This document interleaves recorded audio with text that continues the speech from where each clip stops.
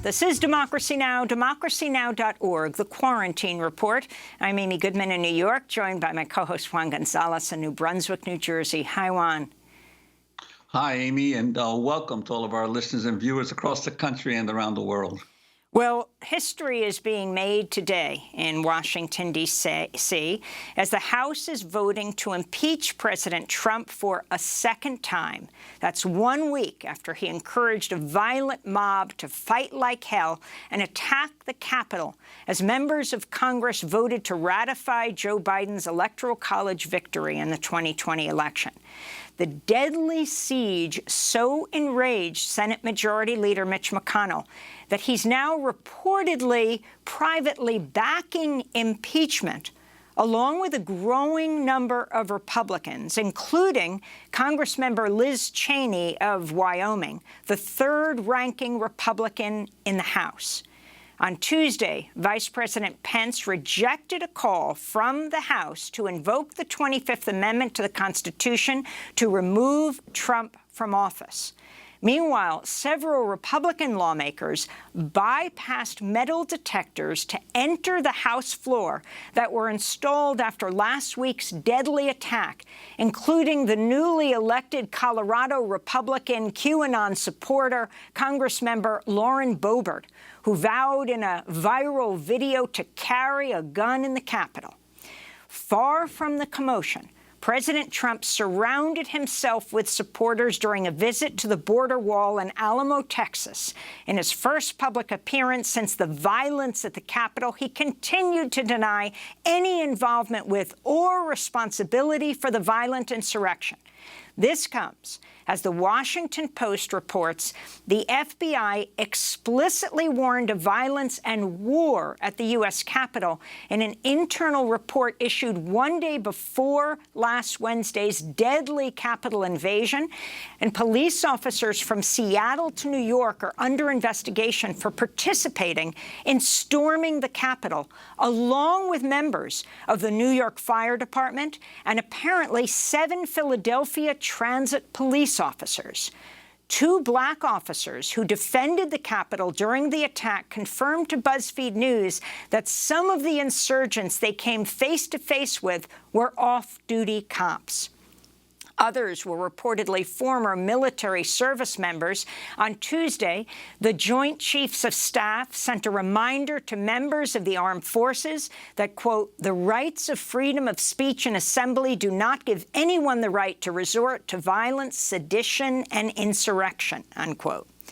The FBI has opened some 170 cases on individuals involved in the assault and says hundreds more will be opened in the coming weeks. Over 70 people have been charged so far. Now the FBI is warning Trump loyalists plan to hold armed protests nationwide ahead of Biden's inauguration next week. Screenshots of archived content appear to show plans for mass armed actions in Washington, D.C. this weekend.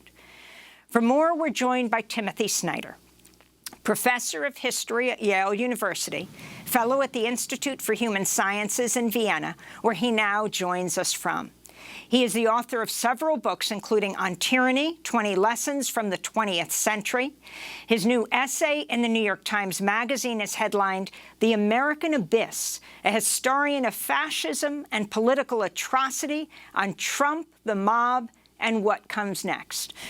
Professor Snyder, welcome back to Democracy Now! We're glad that you are physically doing well. We'll talk about that later.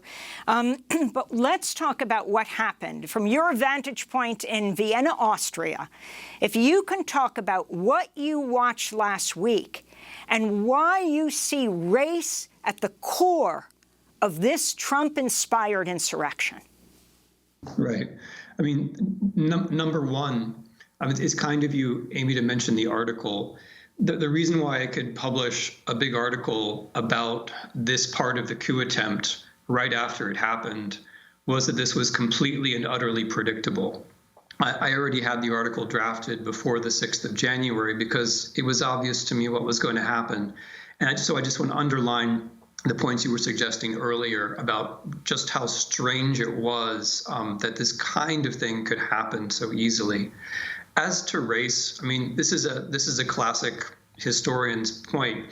The point I make in the article is about the big lie. You know, I say that these are the kinds of things that happen if a charismatic leader with a big megaphone with a lot of reach is able to consistently tell one thing which is simply not true, but which deeply matters. Like, for example, I won an election that I lost. That has to lead to violence. But as you rightly suggest, the big lie has to be rooted in a particular society.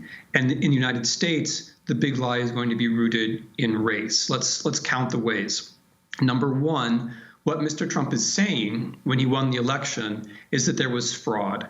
And by fraud, he means the reality that African Americans are allowed to vote. When he speaks of Milwaukee or Atlanta or Detroit, what he's saying is black voters, right? When he's saying I won, he's saying I won if you only count the votes of the real Americans. Number two, think of Senator Cruz and his invocation of 1877.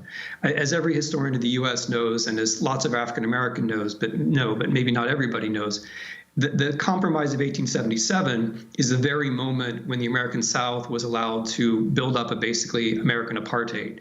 The Compromise of 1877 is what allowed American states to push African Americans away from the voting booths and into a Jim Crow condition, which was going to last for nearly a century and which we're still dealing with today. Number three, look at the people who actually invade the Capitol. These are, and this has not been covered enough, this has not been hit hard enough, these people are basically white supremacists. The white supremacists are leading the way, right? They're leading the way and they're making the argument that this is our house. In other words, what we think is that American government should be in the hands of white people who are willing to be violent about black people. But Professor Snyder, I wanted to ask you in terms of, you characterize it more as an attempted coup than perhaps maybe insurrection, because a coup assumes that there was an actual, it seems to me, an actual plot afoot by the coup makers. And in this situation, it appears to be that that Trump egged on the mob clearly, and that it seems to me there's always been a right-wing fascist movement in the United States in search of a leader. I mean, if you go back to Father Coughlin in the 30s, Huey Long, George Wallace, there's always been a significant portion of the American population that has lent itself or seen itself in right-wing and anti-democratic terms, and now they actually have a leader in the White House.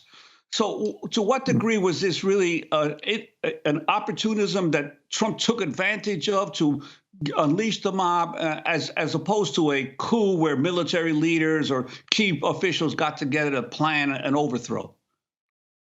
Yeah, I take that point. I mean, I would emphasize, Juan, that it's important that we not get too lost in definitional disagreements about whether we're going to say coup or putsch or insurrection. The American Republic is hanging by a thread because the President of the United States has sought to use violence to stay in power and essentially to overthrow our constitutional system. There's broad agreement about that. I've been calling it a coup for a long time, actually. I mean, for months, for the following reasons.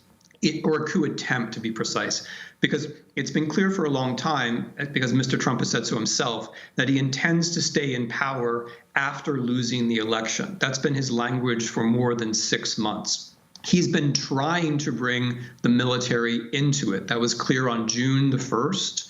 At Lafayette Square. And it's also clear from these repeated statements from today, the Joint Chiefs of Staff, a few days ago, the 10 former Secretaries of Defense. The reason why these people have to make these statements is that they're aware that Mr. Trump is trying to get or has a certain amount of support in the military, right? So it's a coup attempt, in my view, because Mr. Trump has said he's going to try to change the nature of the American regime, and he's been trying to use instruments inside American institutions. Now, beyond that, I would point out that this wasn't just a mob. I mean, as you know very well, and as you just said, these aren't just people who happen to be there. These are several different kinds of white supremacist and extreme right-wing paramilitaries who are appearing at the Capitol.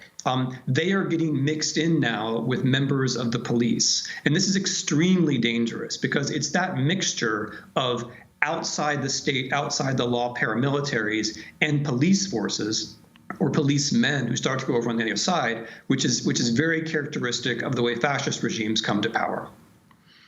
Yeah, I wanted to follow up specifically on that issue of the military, because obviously those who know the history of the rise of Hitler know that a lot of his base was embittered and disillusioned veterans of World War I who felt that they had been unjustly treated or had no economic opportunities under the Weimar Republic. The United States military today is 40% people of color. To what degree are the progressives of this country not paying enough attention to actually organizing and reaching out to the enlisted troops of our country in terms of what's going on? Because clearly back in the days of the Vietnam War, it was organizing among the military that really finally convinced this government that they could no longer continue to move forward with the war.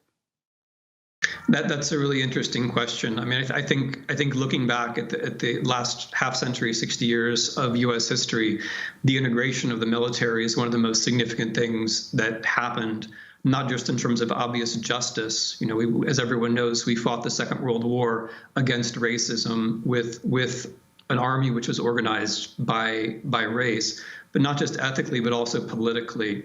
I mean, before even getting to the point that you're making, I think it's very much the case that the commanders of our armed services are perfectly aware what it means to have integrated services. It means that any kind of attempt to get involved in politics in a Trumpian way would be extremely divisive. But it also means that people in the military, perhaps more in other walks of life, or to be specific, white people in the military, perhaps more in other walks of life, are actually in contact with and sometimes hear points of view of folks who have different backgrounds and different experiences than themselves. I would agree completely with your point. I mean, it's not always easy to be in contact with people who are in the military. They could be overseas. They could be on a base. But I certainly take your point that folks on the left sometimes have a certain tendency to pigeonhole all institutions and miss some openings. I wanted to ask you, Professor Snyder, about who was involved in this attack. Some have called it the Ku Klux Klan. That's C-O-U-P, Ku Klux Klan. And you make no apologies about referring to white supremacists leading this.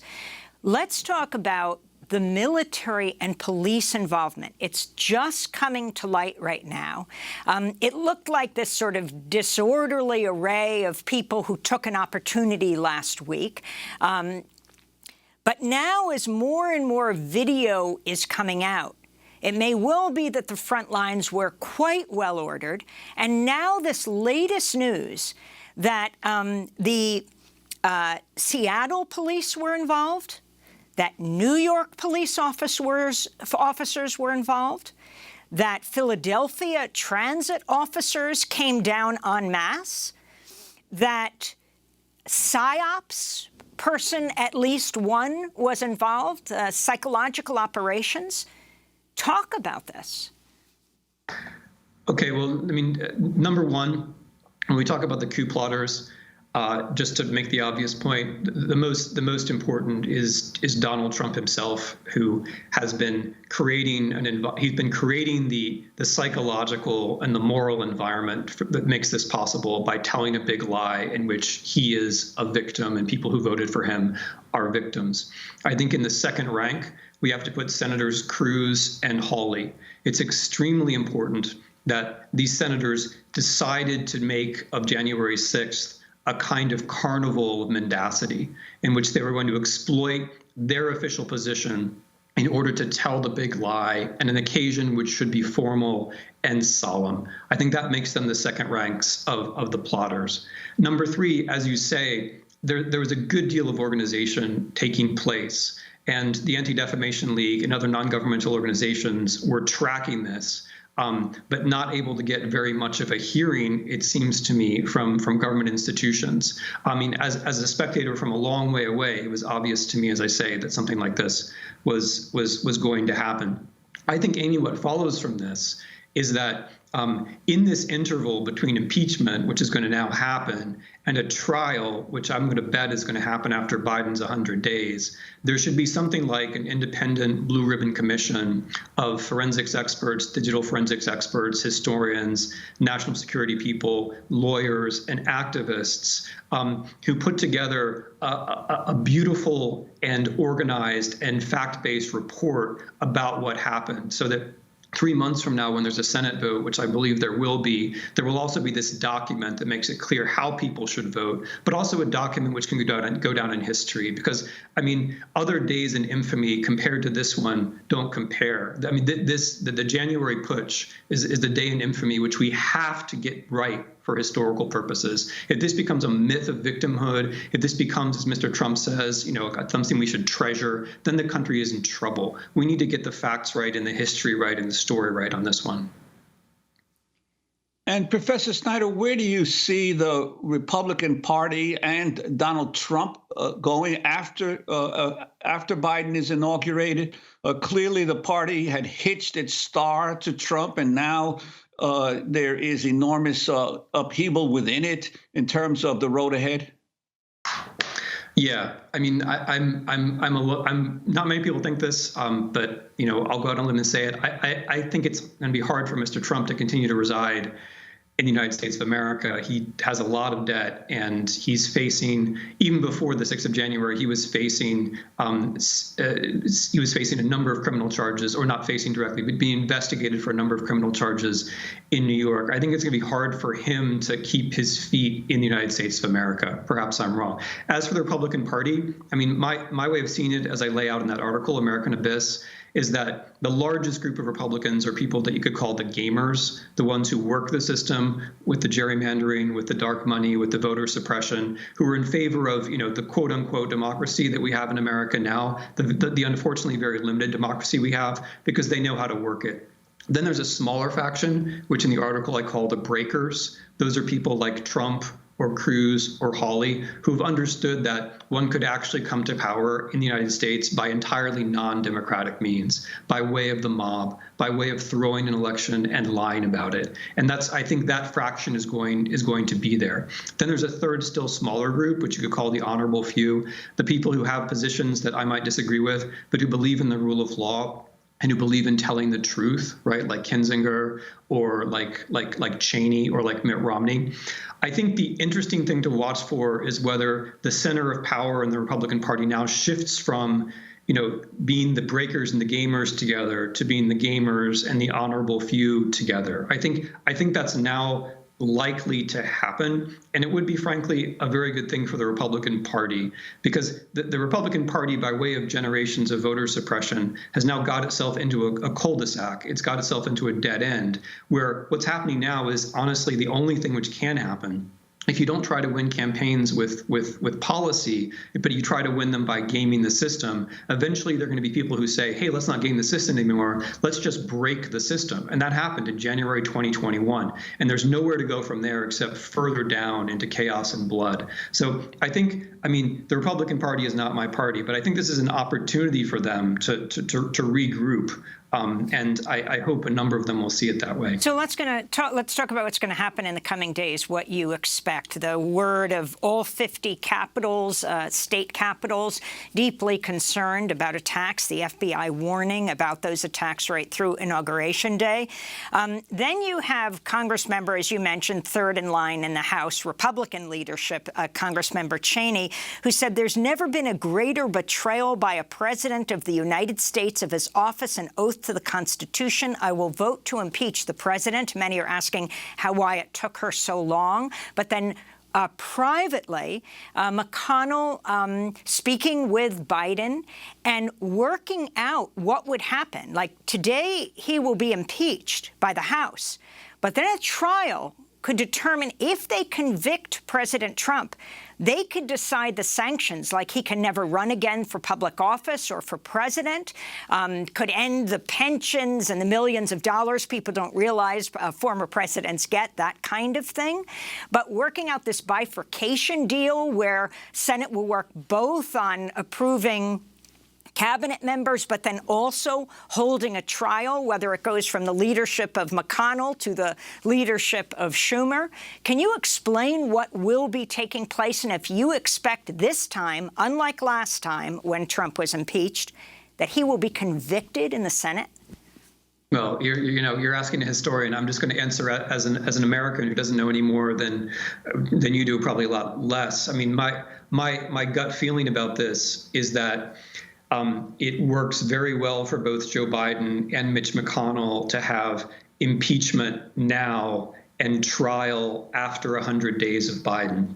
It works very well for Biden because he's got 100 days of stuff that he really needs to pass, and he needs to get his appointments made as quickly as possible, especially after this terribly chaotic transition.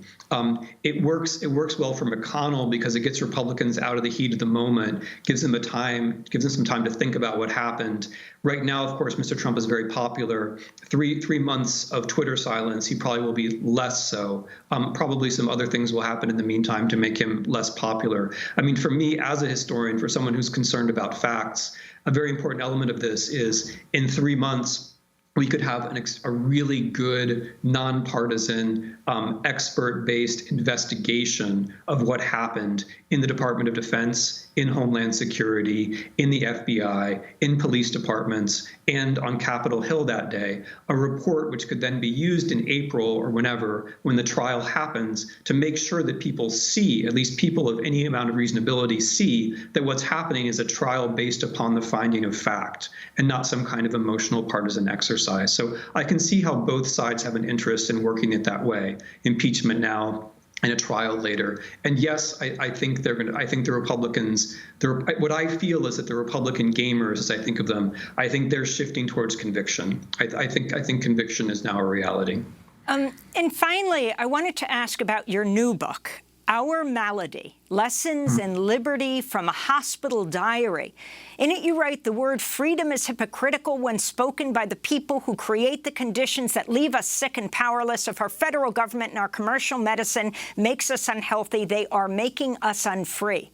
Since we last spoke, Professor Snyder, you almost died on New Year, Christmas Eve in 2019. If you can link what happened to you then and describe what happened to what we're seeing, this was pre-pandemic today. Well, I think there's a big misunderstanding in America about what freedom is, and you can see that in the behavior and comportment of a lot of the people who stormed the Capitol. A lot of us seem to think that freedom is just about believing whatever we want to believe, even if it's not true, and freedom is just about acting on our impulses. We don't seem to understand that you can't really be a free person unless there's some factual world that you share with other people. We don't seem to understand that you can't really be a free person unless there are values that you can talk about out in the world. One of the things which has been clear for a long time in the U.S. and has even been clear in the last year is that if you deny people health care, you're making them less free. If you put people at unnecessary risk and make them more subject to disease or the fear of disease, you're making them less free. You're also making them more vulnerable physically and mentally to various kinds of demagoguery. So what happened on January 6th is partly the result, I would say, of a sick country. When you look at the people who carried this out, I mean, when you have a hard look at their comportment, at their faces, at the way they carried themselves, I mean, apart from all moral judgments, you're not looking at a healthy society there. So I think part of the renewal of American freedom in 2021 has to be the concept that we all have health as a human right, that Americans, people living on this territory of the United States of America, should have access to health as a human right, that health is one of the things that should come before profit. If we do that, we'll not only feel better and be freer, we'll recognize each other better as Americans because we'll be sharing in this together. So that's the way to bring it together. Thanks for the question.